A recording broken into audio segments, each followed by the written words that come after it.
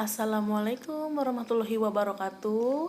Selamat pagi murid-murid ibu yang cantik-cantik dan ganteng-ganteng ini. Dari muka-mukanya nih kayaknya pada happy-happy semua nih. Gak ada yang galau-galau nih.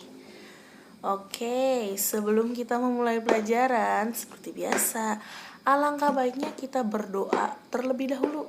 Ibu minta kepada ketua kelasnya tolong dipimpin untuk berdoa. Berdoa selesai. Oke. Absen dulu ya terlebih dahulu. Andi hadir. Adinda hadir ya.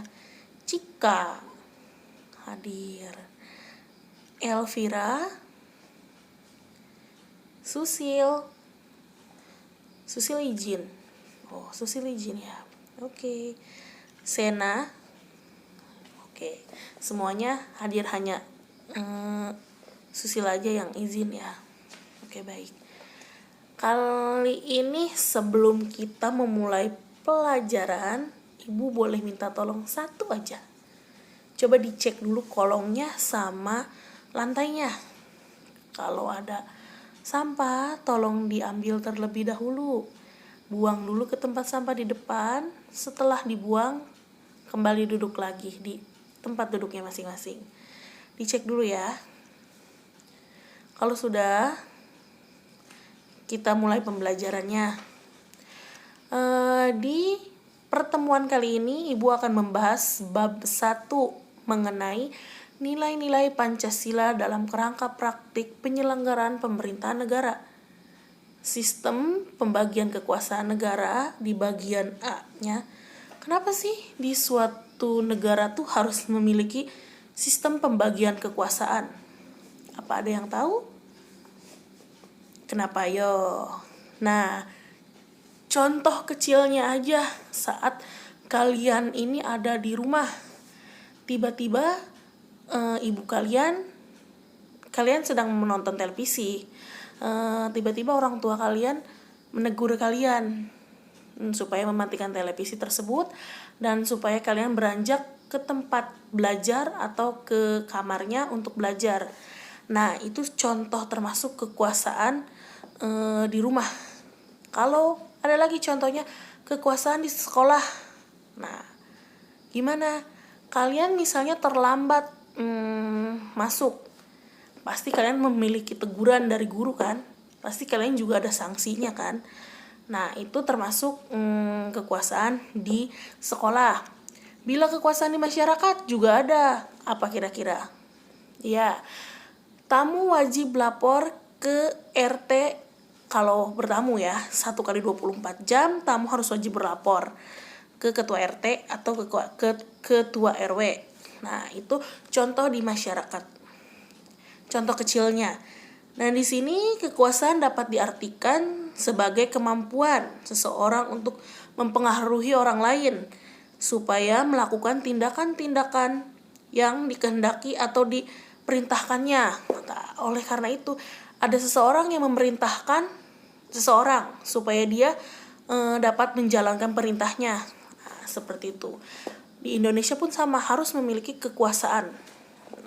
Baik, kita lanjut slide-nya. Baik, kita lanjut ke slide berikutnya ini ya. Nah, seperti yang kita bisa lihat, siapa yang ada di gambar tersebut? Coba, ada yang tahu siapa yang ada di gambar tersebut? Iya, presiden. Iya, wakil presiden. Terus ada lagi? Menteri. Oke, iya menteri. Ada lagi? Pejabat negara. Oke. Dan ada pemerintah. Ya, betul. Semuanya betul ya. Oke. Jadi beliau-beliau ini adalah pemerintah, pejabat negara, menteri. Jadi atau sering kali kita sebut dengan pemerintah. Pemerintah itu merupakan salah satu unsur konstitutif secara mutlak berdirinya suatu negara. Nah, salah satunya dan selain ada rakyat dan wilayah, pemerintah bertugas menyelenggarakan pemerintahan negara, atau dengan kata lain mengelola kekuasaan negara untuk mencapai cita-cita dan tujuan negara. Pemerintah yang memiliki wewenang mengatur seluruh rakyat dan menjaga keutuhan negara untuk mencapai kemakmuran rakyat. Jadi beliau-beliau ini adalah menteri-menteri pemerintah yang menjalankan tugasnya di bidangnya masing-masing. Untuk apa? Untuk memajukan atau mensejahterakan rakyat. Jadi mereka sudah memiliki porsinya masing-masing dan tugasnya masing-masing. Nah, ada yang ingin ditanyakan sampai detik ini? Mungkin ada yang ingin ditanyakan. Kalau tidak ada, kita lanjut slide berikutnya ya. Di sini ada pengertian sistem pemerintahan. Di sini ada sistem pemerintahan adalah cara pemerintah dalam mengatur semua yang berkaitan dengan pemerintahan. Sistem ini berfungsi untuk menjaga kestabilan pemerintah, politik, pertahanan, ekonomi, dan lain-lain. Nah, tugas pemerintah itu menteri-menteri untuk ini menjalankan misinya, menjalankan tugasnya. Untuk apa? Untuk politik, pertahanan, dan pastinya untuk ekonomi dan banyak lainnya. Kita lanjut slide berikutnya. Nah, di sini ada kekuasaan menurut John Locke. Ada 3 ya, ada 3 kekuasaan menurut teori para ahli, terutama teori John Locke ini. Yang pertama, kekuasaan legislatif. Yang kedua, kekuasaan eksekutif. Yang ketiga, kekuasaan federatif. Nah, kekuasaan legislatif apa? Yaitu kekuasaan untuk membuat atau membentuk undang-undang. Sedangkan kekuasaan eksekutif yaitu kekuasaan untuk melaksanakan undang-undang, termasuk kekuasaan untuk mengadili setiap pelanggar terhadap undang-undang. Yang terakhir, ada kekuasaan federatif, yaitu kekuasaan untuk melaksanakan hubungan antara luar negeri. Nah, di sini jadi mereka tuh memiliki tugasnya masing-masing. Di sini ada kekuasaan legislatif. Siapa yang menjalankan kekuasaan legislatif ini? Ya, Bapak DPR. Bapak DPR yang memiliki wewenang untuk membuat undang-undang dan merencanakan undang-undang. Jadi Bapak DPR memiliki hak dan kewajiban membuat undang-undang. Sedangkan di kekuasaan legislatif, siapa yang menjalankannya? Ya, presiden dan wakil presiden. Bapak presiden ini yang menjalankannya undang-undang. Bapak presiden dan wakil presiden menyetujui atau menandatangani undang-undang yang telah dibuat oleh Bapak DPR. Jadi, oleh karena itu, kalau sudah ditandatangani oleh Bapak Presiden dan Bapak Wakil Presiden, otomatis undang-undang tersebut bisa dilaksanakan atau dijalankan oleh Presiden. Jadi, kedua kekuasaan ini saling berkesinambungan, saling berketerkaitan satu sama lain. Dan sedangkan kekuasaan federatif lebih memokuskan ke antara luar negeri. Contohnya apa? Ada Indonesia yang masuk ke organisasi ASEAN. Nah, jadi itu menguntungkan negara Indonesia dan negara ASEAN lainnya, Asia lainnya. Jadi mereka sering menguntungkan satu sama lain. Ada juga Indonesia Australia. Apa itu? Mereka dalam bidang perjualan atau bilateral ekonomi. Nah, mereka jadi saling menguntungkan. Indonesia dan Australia saling menguntungkan dalam bidang ekonomi bilateral. Dan ada lagi Indonesia Malaysia. Yang kita tahu kan Indonesia Malaysia bersengketa terus nih. Ternyata enggak.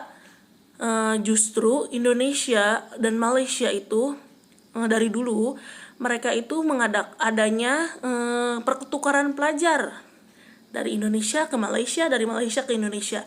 Jadi itu menguntungkan satu sama lain negaranya ya.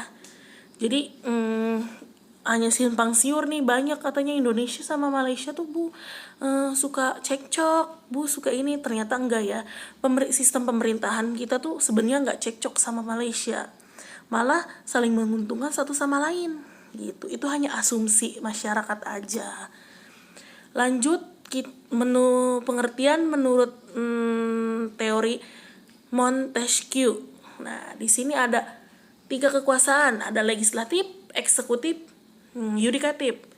Bu, kok beda? Kok ini yudikatif, yang tadi federatif? Nah, apa bedanya? Ya, bedanya hanya di yudikatif dan federatif.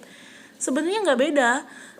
Jadi yang teori John Locke itu sudah dirombak oleh Montesquieu, dimasukkan ke yudikatif.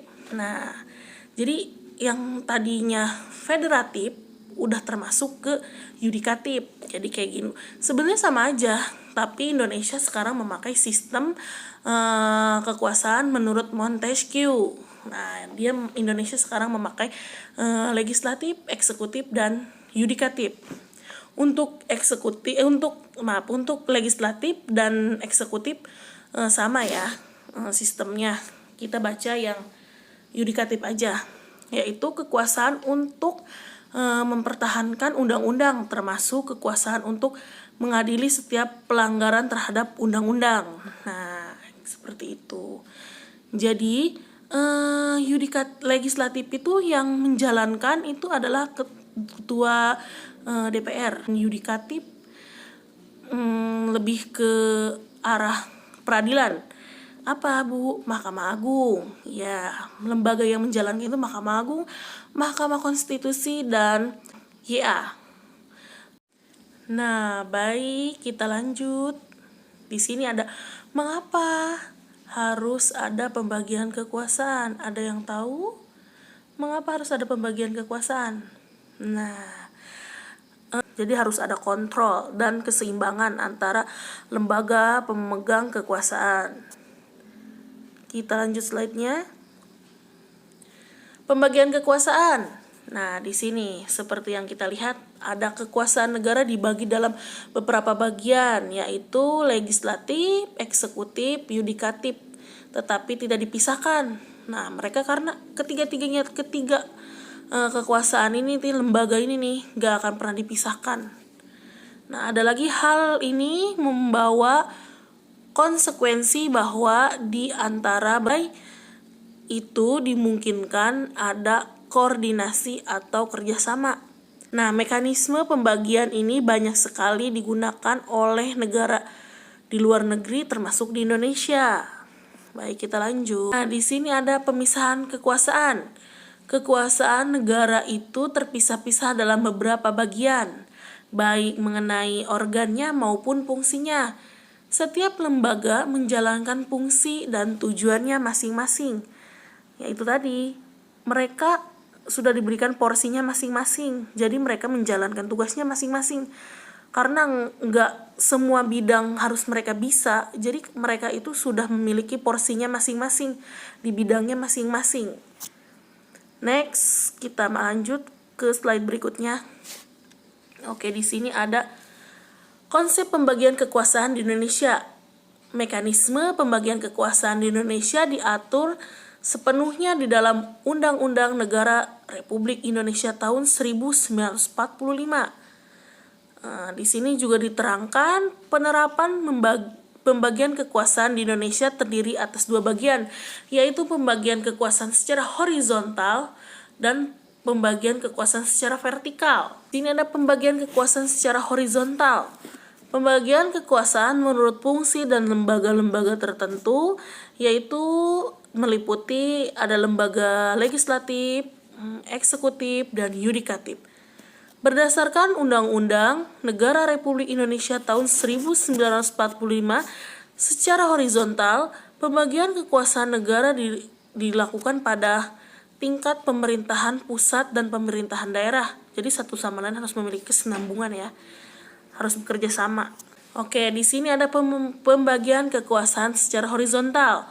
Kekuasaan konstitutif, mengubah dan menetapkan Undang-Undang Dasar, dijadikan oleh MPR sesuai pasal 3 ayat 1 Undang-Undang Dasar NKRI tahun 1945. Jadi udah diatur dalam undang-undangnya ya. Kekuasaan eksekutif, kekuasaan untuk menjalankan undang-undang dan penyelenggaraan pemerintahan negara dijalankan oleh presiden dan dibantu oleh wakil presiden sesuai pasal 4 ayat 1 Undang-Undang Undang-Undang Dasar NKRI tahun 1945. Dan di sini ada contoh gambar suasana sidang MPR ya. Baik, kita lanjut. Slide berikutnya. Pembagian kekuasaan secara horizontal masih sama. Yang ketiga ada kekuasaan legislatif.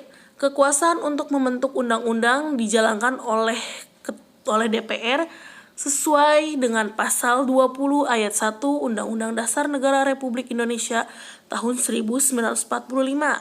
Dan yang terakhir ada kekuasaan yudikatif. Kekuasaan kehakiman yang ditugaskan untuk menyelenggarakan peradilan guna menegakkan hukum dan keadilan.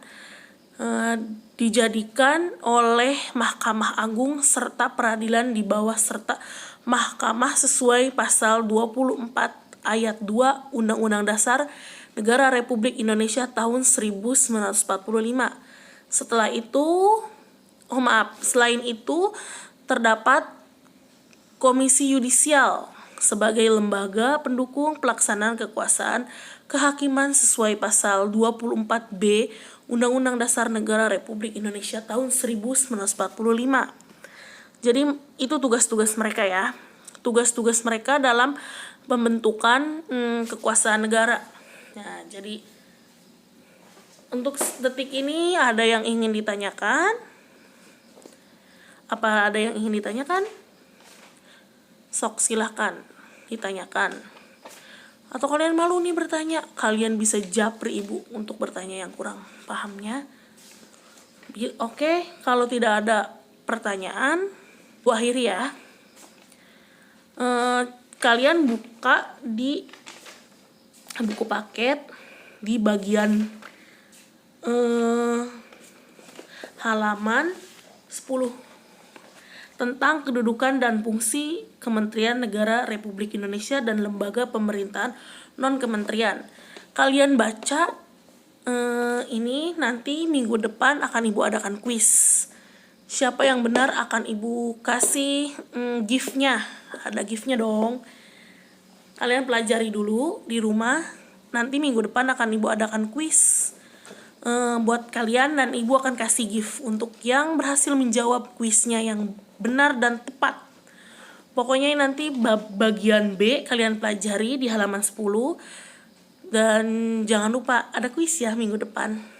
Oke, kalau tidak ada lagi yang ingin ditanyakan, Ibu akhiri pembelajaran hari ini. Semoga bermanfaat ilmunya.